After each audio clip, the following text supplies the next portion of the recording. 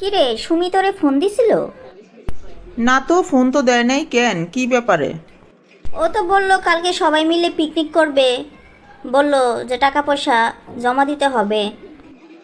অবশ্য তুই যদি পিকনিকে জয়েন হস তাহলে আমিও পিকনিকে জয়েন হব। ঠিক আছে, যাবো নে। তো কত টাকা করে চাইছে? জনপ্রতি কত টাকা দিতে হইব? বললো তো এক একজন 500 টাকা করে দিতে।